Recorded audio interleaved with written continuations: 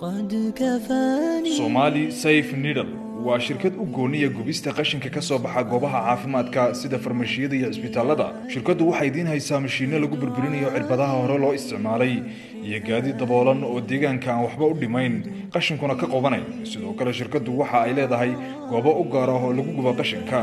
haddaba muwaadin haddii aad leedahay isbitaal, farmashi ama goob caafimaad oo kale, ha mogaan inaad qashinka goobtaada caafimaad u dhiibto shirkadda Somali Safe Needle iyaga maareynaya oo goobtaada kugu imaanaya.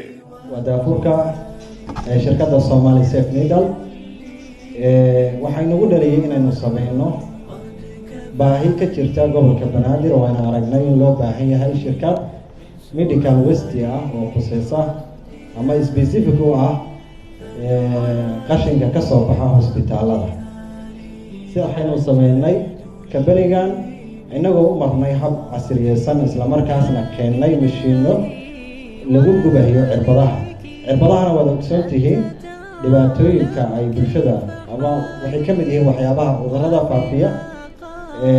qof cudur qaba haddii cirbad wadada taalla ay muddo waad garan kartaan dhibaatada ka dhalan karta iyo cudurka ka dhalan kara. waxaynu sameynay gaadiidkaas daboolan aynu ugu talagalnay inaynu ku qaadno qashinka hospitaalada iyo farmashiyaasha goob walba oo caafimaad inaynu ku qaadno gaadiid daboolan oo konteynero ay ku xiran yihiin si marka ay magaalada u marayaan aysan bulshada ay wax ugu yeelin ama aysan jidka ugu daadan. waxaanu ku diyaarinay ama geynaynaa goobo ka baxsan Muqdisho ama gobolka Banaadir geesaheeda. halkaasi ayaa waxaan ka dhisnay senator ama baalka loo yaqaan lagu talagalay in lagu gubo waxyaabaha medical waste-ga. waxaynu keenay mashiino si ay cirbada aan u burburino aan dib loo isticmaalin. kabani aan garanayn ama dad aan fahamsanayn cirbadaha dhibaatooyinka leeyihiin haddii ay qaadaan iyo dad aqoon u leh. inagoo waxaan shaqo siinay oo shaqaalaha ka mid ah dad jaamiciina oo public health ah oo garanaya runtii badbaadinta naftooda, lianna qofka ka shaqeynaya laftirkiisa wuxuu u baahan yahay badbaado waayo wuxuu qaadayo waa wax khatar ah.